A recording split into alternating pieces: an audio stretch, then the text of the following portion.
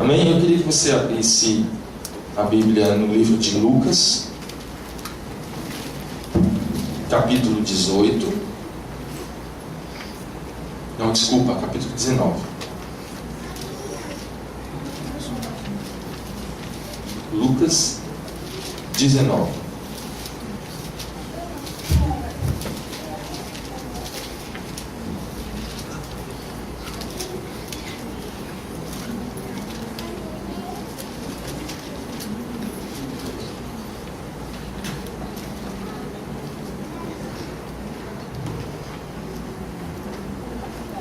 Quem achou, diga amém. Amém.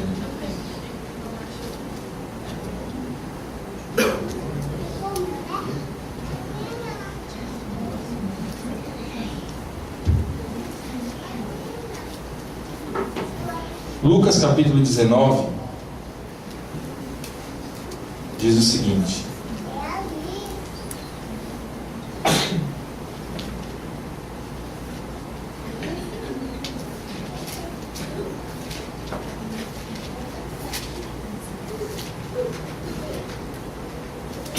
Lucas capítulo 19, versículo 1. Jesus entrou em Jericó e estava atravessando a cidade. Morava ali um homem rico chamado Zaqueu, que era chefe dos cobradores de impostos. Ele estava tentando ver quem era Jesus, mas não podia por causa da multidão, pois Zaqueu era muito baixo. Então correu diante da multidão e subiu numa figueira brava para ver Jesus, que devia passar por ali. Quando Jesus chegou àquele lugar, olhou para cima e disse a Zaqueu: Zaqueu, desça depressa, pois hoje preciso ficar na sua casa. Zaqueu desceu depressa e o recebeu na sua casa, com muita alegria. Todos os que viram isso começaram a resmungar. Este homem foi se hospedar na casa de um pecador. Zaqueu se levantou e disse ao Senhor: Escute, Senhor, eu vou dar metade dos meus bens aos pobres. E se roubei alguém, vou devolver 4 vezes mais. Então Jesus disse: Hoje a salvação entrou nesta casa, pois este homem também é descendente de Abraão. Porque o Filho do Homem veio para buscar e salvar quem está perdido. Amém? Gente, parece que esse texto não tem muito a ver com o que eu vou dizer agora. Mas no final da palavra a gente vai tentar mostrar o que é que esse texto tem a ver com o fato de nós estarmos no começo do ano de 2015, com o fato de nós estarmos num período de transição de tantas coisas. Porque sabe quando você chega no final do ano? Eu sempre gosto no começo do ano de conversar sobre esse assunto. Porque quando chega no final do ano, todos nós temos aquela sensação de que as coisas que não deram certo no ano 2000, no ano anterior, elas precisam ser consertadas. As coisas que deveriam ter dado certo, que nós deveríamos ter feito e não conseguimos, a gente projeta sempre para o ano seguinte a expectativa: esse ano eu vou fazer. Eu acho que deve ser assim com pelo menos quase todo mundo aqui. E isso é interessante, porque na verdade essa cronologia, essa divisão de tempos é uma coisa humana. Foi criado por nós, né? O calendário romano, e contando a partir do nascimento de Jesus e etc. Porque para Deus não tem tempo. Deus é o criador do tempo. Então ele vive na eternidade, que é uma coisa fora do tempo. Então para Deus não tem Réveillon. Toda hora é toda hora, e vai ser assim sempre. Para nós tem. Para nós tem um limite, inclusive, né, que a gente chega à exaustão de trabalho, de cansaço, e diz: agora eu preciso parar. Agora eu preciso respirar, eu preciso dar uma descansada, porque se eu levar direto eu não aguento. Mas não é só isso. É no final do ano que a gente começa a projetar para o ano seguinte os nossos planos. Por exemplo, esse ano eu vou entrar na academia. Esse ano eu vou. Aí você começa, esse ano eu vou fazer aquela dieta que eu não consegui fazer no ano passado. Esse ano eu vou fazer uma faculdade. Ou esse ano eu vou fazer aquele curso de inglês que eu não consegui fazer até agora. E percebam e observem que na virada do ano esses planos, esses projetos, parece que eles começam a emergir de uma maneira mais intensa. Porque tem aquela sensação de virada de página, não é verdade? Tem aquela sensação de estar começando tudo de novo, está começando do zero. Então eu vou me reprogramar, eu vou me reorganizar e vou começar a colocar em pauta tudo aquilo que eu preciso organizar na minha vida que não ficou muito bem organizado. E isso é legal, isso é interessante. Eu mesmo, quando vai chegando no final do ano, no final de dezembro, já começo a pegar papel e começo a anotar as coisas, as minhas projeções, meus prognósticos, tudo que eu vou querer ser, fazer e conseguir no ano seguinte. Agora, a questão é, nós fazemos isso enquanto seres humanos normais. Enquanto a gente começa a projetar coisas profissionais, a gente começa a projetar coisas pessoais, a gente começa a projetar coisas familiares, e a gente começa a fazer planos. E veja, você entra o ano começando a viabilizar esses processos.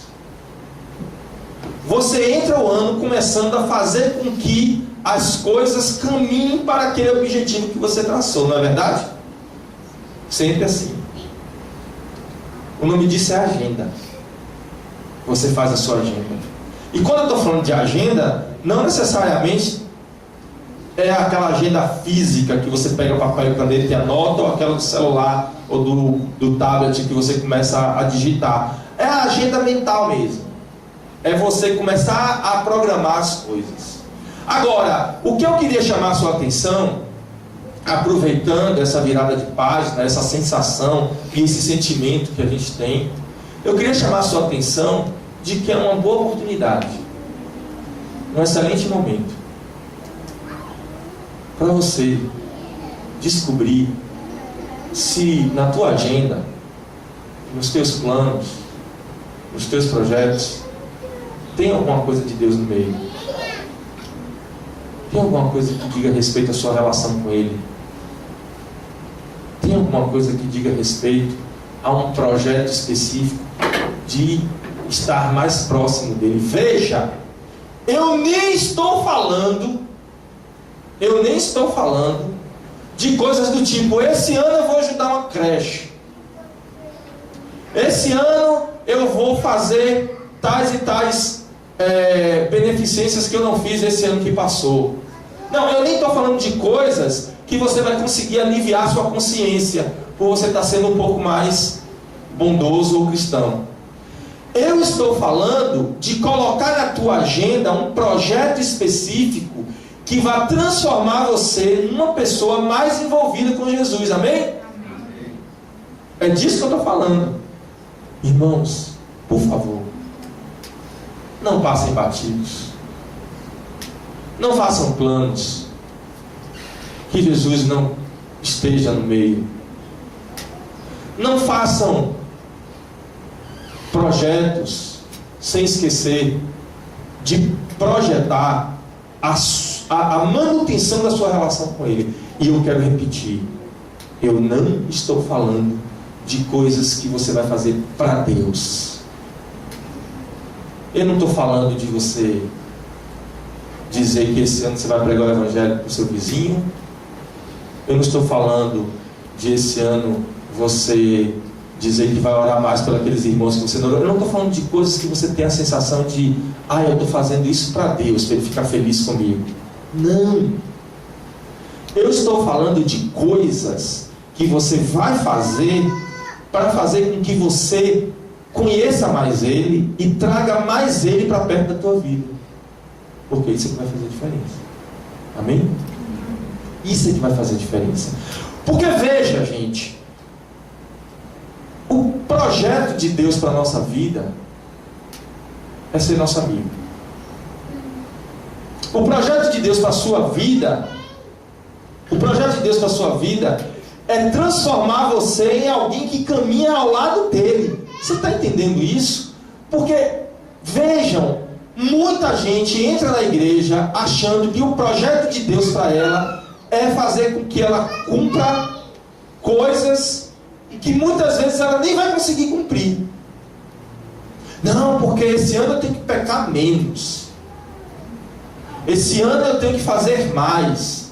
Esse ano eu tenho que ir. Esse ano eu tenho que ir. Esse ano você não tem que ir nada. Não tem? Tem que trabalhar, senão você está morrendo de fome.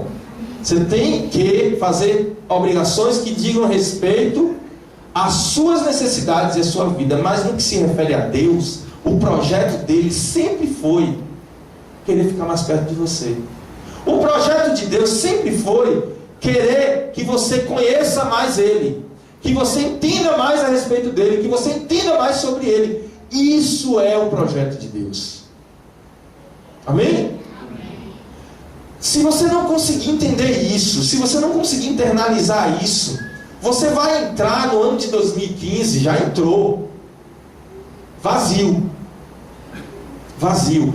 Ó, deixa eu dizer uma coisa para vocês. Isso é tão sério que até eu, como pastor, que trabalho a maior parte do meu tempo, apesar de ser empresário, trabalho a maior parte do meu tempo para a igreja, para o reino, acreditem nisso.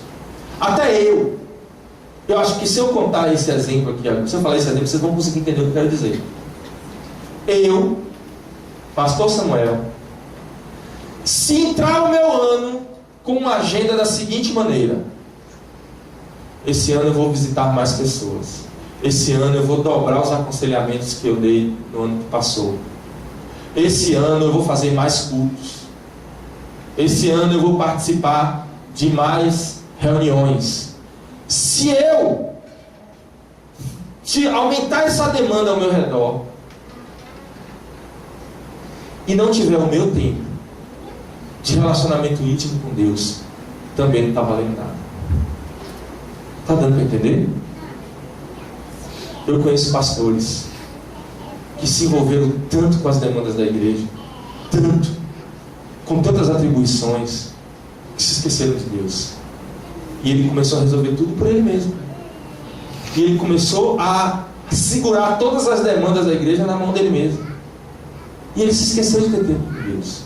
Sabe o que aconteceu? Eles entraram em depressão.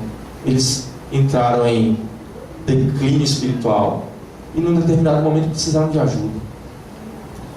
E aí você pergunta: mas o cara estava fazendo tudo certo. O cara estava reunindo os irmãos para orar 3, 4 vezes por semana. O cara estava lendo a Bíblia para poder pregar 3, 4 vezes por semana. O cara estava visitando gente. Não importa. Não importa. A pergunta é: Deus precisa de você para alguma coisa? Ai, se Jéssica não fizer alguma coisa, imagine Deus. Ai, se Jéssica não se levantar e não fizer alguma coisa, eu estou perdido. Você acha que Deus vai dizer isso? Você acha que Deus tem essa sensação? Se Lígia esse ano não fizer uma agenda bem arrumada e não começar a fazer as coisas na igreja, meu Deus, Deus não precisa da gente. Nós precisamos de Deus. Deus é Deus, Ele é autossuficiente. A precisão de Deus em relação a nós está pautado no amor dele por nós. Ele nos ama, por isso ele nos quer. Mas o que Deus quer de você, presta atenção. O que Deus quer de você não é que você faça coisas espirituais. O que Ele quer de você é que você faça coisas que te aproxime dele, que faça com que você compreenda Ele melhor. Esse é o segredo. Presta atenção, anota isso aí, porque isso é um segredo. Porque se você tiver essa pegada, se você pegar esse fio da meada, de quebra, todas as coisas na sua vida darão bem. Amém? Amém? Se você descobrir o jeito de andar com Deus, se você descobrir que o que Deus quer de você é que você seja amigo dele, amigo ajuda amigo, todas as coisas cooperarão para o seu bem. É o que diz a palavra. Todas as coisas cooperam para o bem daqueles que amam a Deus e que são chamados segundo o seu propósito. Agora, vamos destrinchar esse texto. Todas as coisas cooperam para o bem daqueles que amam a Deus e que são chamados segundo o seu propósito. As coisas vão cooperar para o seu bem se você for chamado segundo o propósito de... Segundo o propósito. Qual é o propósito? Então, se você quer que todas as coisas andem bem com você, você tem que entender qual é esse propósito. Isso é uma questão de gramática. Está claro, está explícito. Eu quero que todas as coisas andem bem comigo, então eu tenho que entender qual é o propósito. Qual é o propósito eterno de Deus? Quem sabe? O propósito eterno de Deus é uma família de filhos semelhantes a Jesus. É o que está escrito. Então o propósito de Deus é viver junto com você como família. Então, se você caminhar num propósito de estar com Deus, de viver com Ele, de ter um relacionamento com Ele e de promover isso no meio dos seus irmãos, tu está no propósito. Tu vai entrar o ano seguindo a direção correta, seguindo a agenda que deve ser seguida. E aí todas as coisas cooperam para o seu bem. É quase que não precisar fazer mais nenhuma agenda. É quase que não precisar de se preocupar se você vai ter que aumentar o seu salário esse mês, se você vai ter que fazer aquele curso que você estava precisando, senão você vai ficar para trás na sua profissão. É quase que não precisar se preocupar com mais nada. Porque se você conseguir focar na sua relação com Deus, todas as coisas vão cooperar para o seu bem. Você está conseguindo entender isso?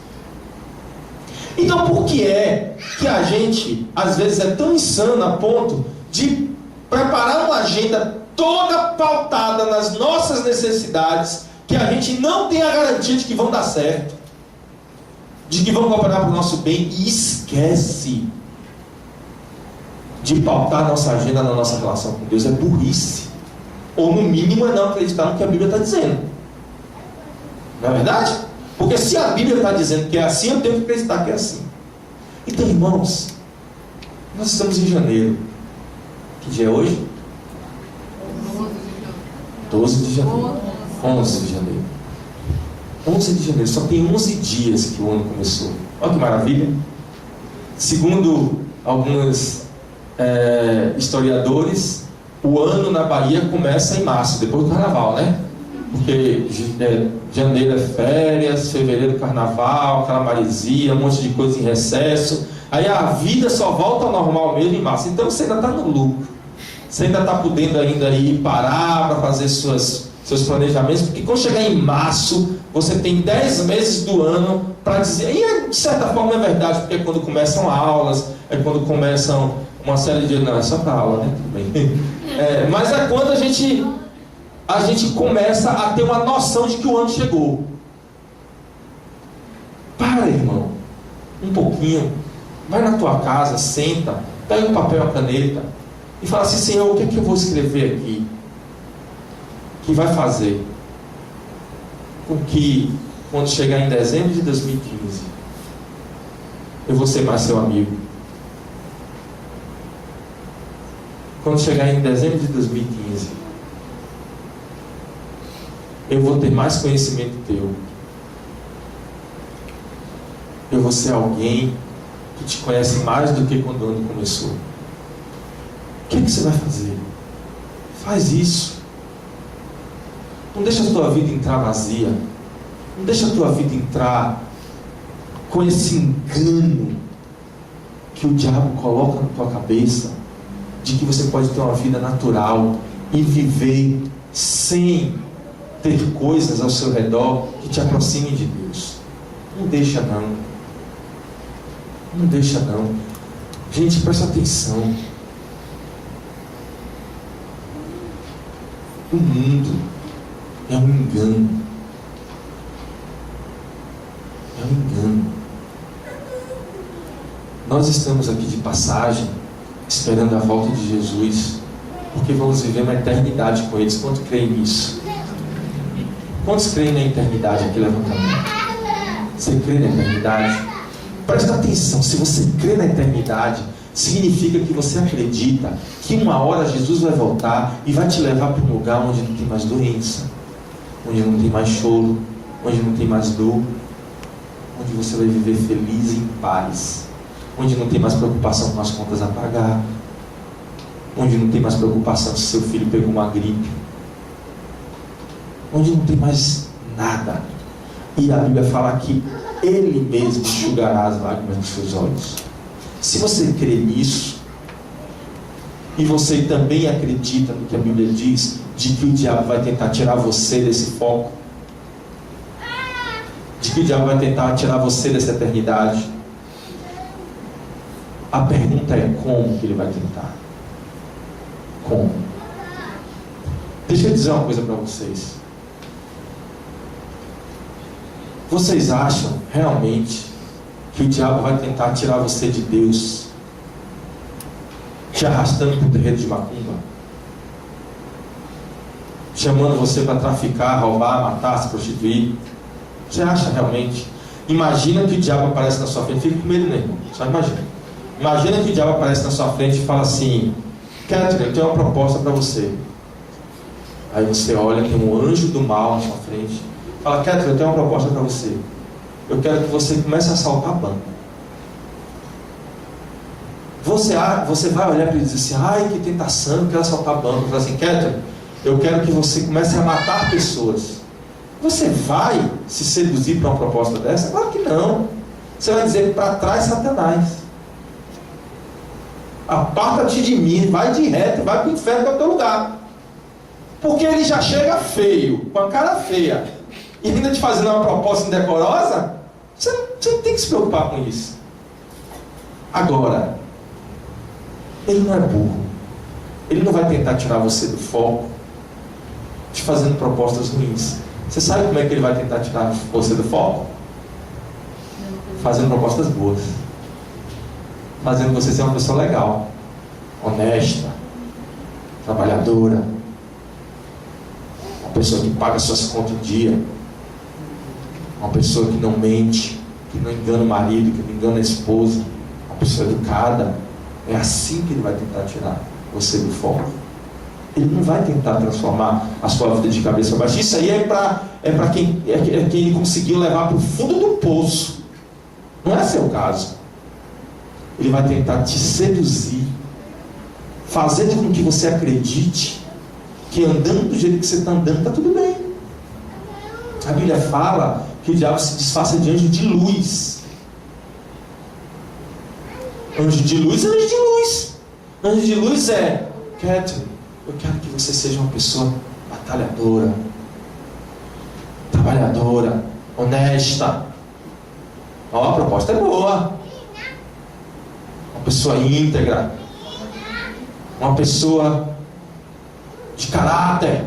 E você olha, a proposta é boa, mas tem uma condição, cara. Para isso você tem que ser independente. Para isso você tem que esquecer tudo ao seu redor e cuidar da tua própria vida. Para isso você tem que focar em você, só em você e mais ninguém. Para isso você tem que entender que a força está no teu braço. Para isso você tem que entender que você tem que se preocupar com ninguém. Aí a coisa vai mudando. Aí aquilo que é errado passa a ter uma conotação meio certinha. Gente, eu não sei se vocês já conseguiram perceber. Televisão é uma praga. Novela, misericórdia. Eu não estou aqui criando apologia a dizer que novela é pecado, não, pelo amor de Deus. Aqui não vai ser igreja que vai dizer: aqui ninguém, aqui não vamos virar aquelas igrejas tradicionais do século XIX, não. Que nada, não. Você quer assistir sua novela, você pode sentar e assistir. Eu estou te dizendo que aquilo ali é uma campanha, uma apologia ao engano. Raciocina aqui comigo. Trair o marido é uma coisa legal? Não é, né? Mas você já percebeu que na novela a mulher que está traindo o marido não necessariamente ela é uma descarada. Às vezes ela está mal amada. O marido não deu o carinho suficiente que ela merecia. E aí o marido é aquele cara que está trabalhando demais, esqueceu a esposa em casa. E aí, quando você menos espera, você está sentado, torcendo para ficar com o cara do trabalho que está garantindo ela. É ou não é verdade? Vai lá, fica com ele, aquele traste não liga para você. Sem perceber, você está incentivando o adultério. É impressionante. Porque a coisa veio com outra conotação. Veio disfarçado de bem. Vocês estão percebendo? É assim que o diabo faz na vida da gente. Ele tenta enganar a gente, fazendo com que o errado pareça ser certo. E aí ele vai comendo pelas beiradas. Comendo pelas beiradas. E quando você percebe, você está dizendo e decretando pecados como se fosse algo íntegro na sua vida. Porque eu mando na minha vida. Porque eu consigo as coisas com o meu próprio suor. Louco! Nada do que você tem, você teria se não fosse Deus que tivesse permitido. Louca! Acorda! Se o Senhor não estiver na sua vida, o seu caminho é o inferno. E isso é porque a Bíblia está dizendo que é assim. A Bíblia está dizendo que se você acha que a sua vida está bonitinha, jeitosinha, cheia de honestidade, cheia de caráter, cheia de tudo certinho, você tem um bom emprego, tem uma boa família, e sem Jesus, mesmo assim está tudo bem? Não está tudo bem. Paulo fala que ainda que ele fizesse tudo certo, e tivesse uma vida toda perfeita, seria como esterco. É o que está escrito. Porque a proposta do Evangelho não é você ser alguém mais bonitinho ou alguém mais feinho. A proposta do Evangelho é você ter Jesus. É você ter Jesus. Primeiro, você vai atrás dele. Depois é que a sua vida muda. Primeiro você se apaixona por ele. Depois é que o impacto da presença dele começa a transformar o seu caráter. Começa a transformar o seu jeito de ser. Olha o que aconteceu com Zaqueu. Jesus estava andando. As multidões estavam atrás dele. E Zaqueu era só mais um no meio da multidão. Zaqueu era como alguns de nós aqui, andando no meio das pessoas que estavam seguindo Jesus. Estou lá, estou no meio, estou na levada, estou indo para onde a banda está tocando. Aí de repente Zaqueu desperta e pensa o seguinte: eu preciso desse Jesus.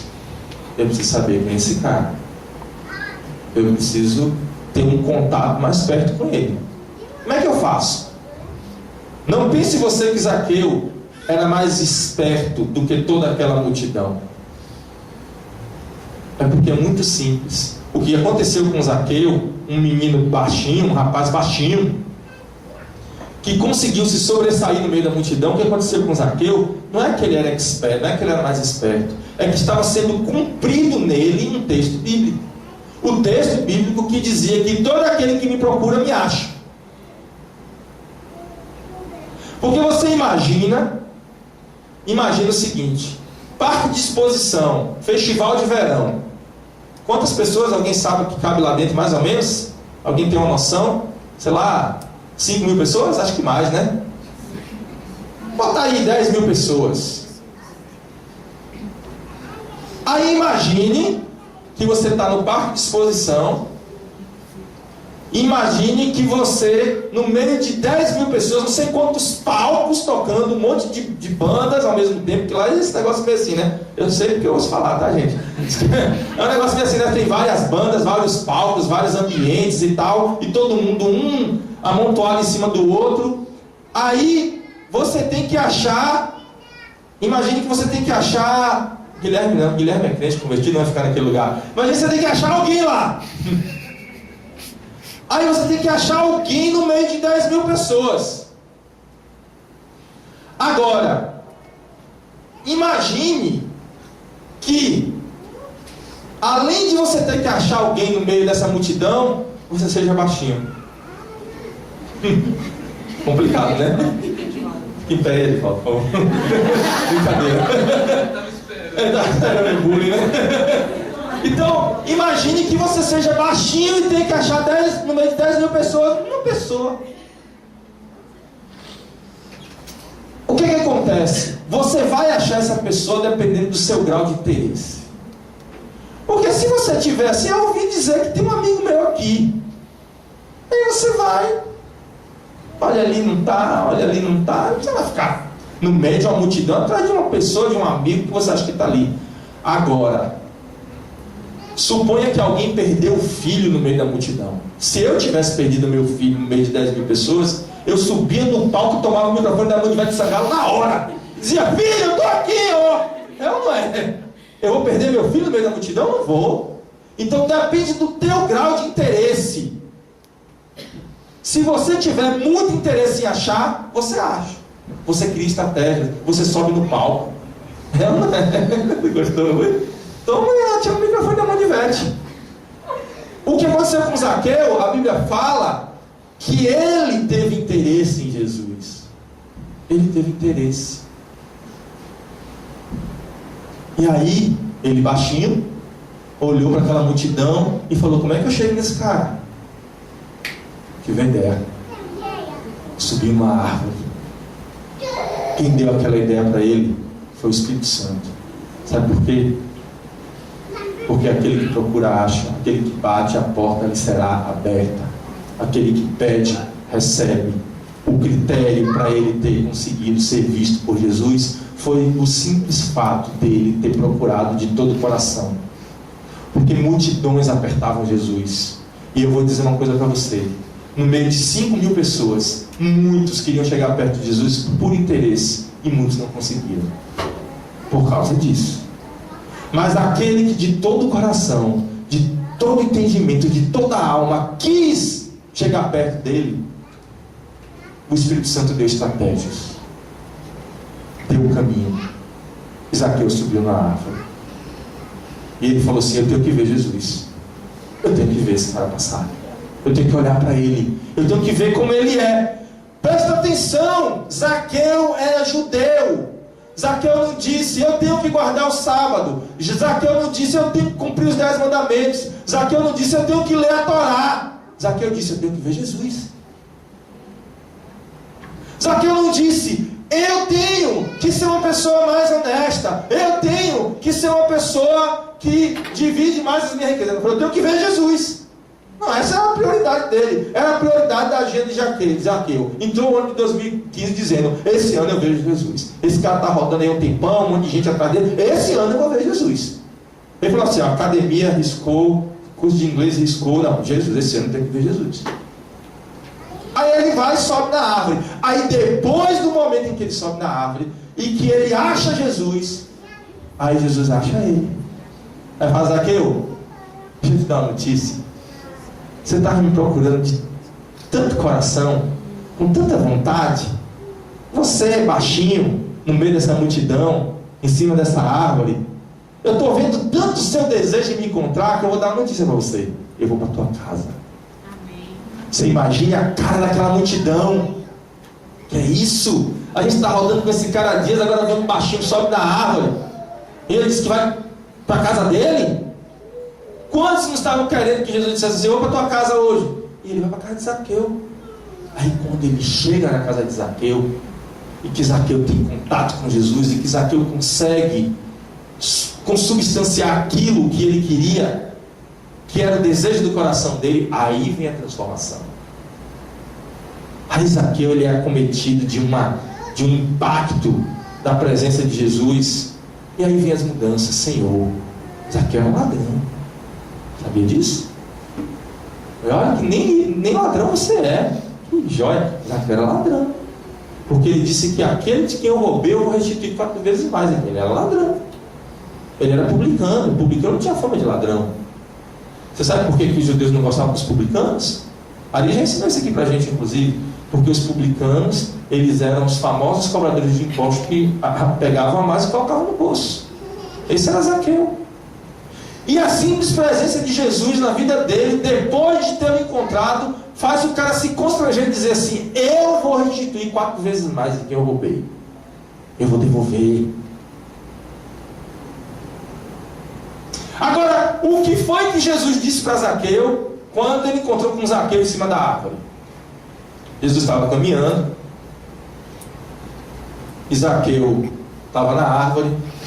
E Jesus apontou para Zaqueu e disse: Zaqueu, olha lá, você é ladrão e tem que restituir 4 vezes mais a quem você roubou. Aqui você é avarento, você é rico, mas você acha que você que é dono do teu dinheiro. Você tem que ajudar os necessitados. Foi isso que Jesus falou?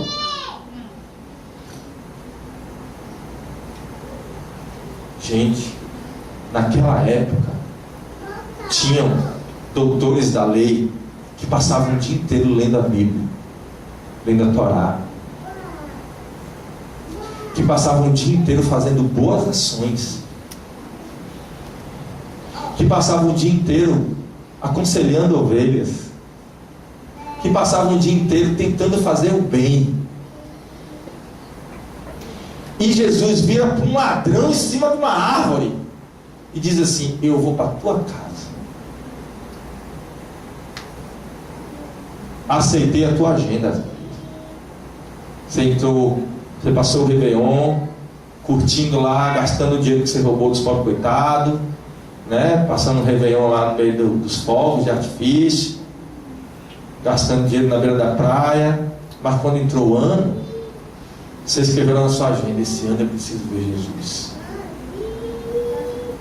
Aí Jesus falou assim: não importa se você é ladrão, não importa quem você roubou, não importa quantas vezes você mentiu, não importa quantas vezes você foi desonesto, não importa quantas vezes você pecou, se você me colocar no topo da tua agenda, eu vou para a tua casa. Amém? Amém. É isso que Jesus quer. Esse é o projeto dele. Ele quer ir para a tua casa. Não importa quantas coisas erradas você fez ou quantas coisas certas você fez. Isso aqui é interessante. Não importa o quanto você foi bom em 2014. Não importa. Não importa se você fechou o ano com chave de ouro, dizendo: esse ano eu fui uma boa pessoa, esse ano eu cuidei da minha família, esse ano eu fui um bom pai, esse ano eu fui um bom marido, esse ano eu fui um bom patrão, um bom funcionário. Não importa. Não importa se você é bom, não importa se você é ruim, não importa se você tem a Cristo. Amém. Porque se você tiver a Cristo, até aquilo que você às vezes tropeça, se torna para o seu bem. Mas se você não tem a Cristo, até o que você faz certo, no final dá errado. Você sabia disso? Então Jesus Cristo é quem faz a diferença na tua vida. Jesus Cristo é que vai fazer com que você seja alguém que todas as coisas cooperam para o bem. Então, irmãos, eu queria implorar vocês, coloca Jesus na tua agenda esse ano, coloca Jesus num lugar de destaque, coloca o teu relacionamento com Jesus como prioridade, busca mais Ele, busca conhecê-lo, busca ter mais relacionamento com Ele. Vamos ficar de pé para a gente orar?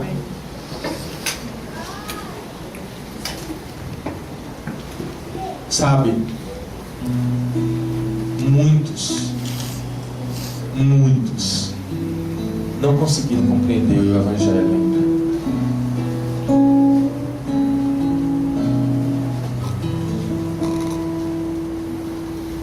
Eu creio que não é o seu caso, em nome de Jesus. Mas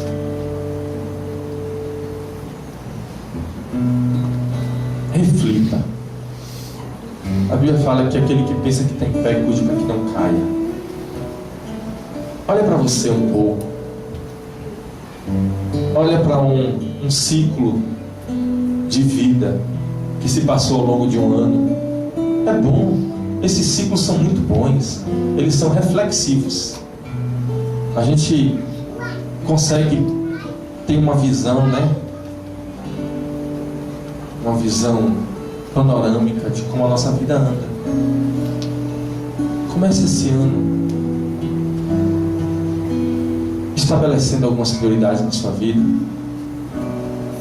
Comece esse ano decidindo subir na árvore.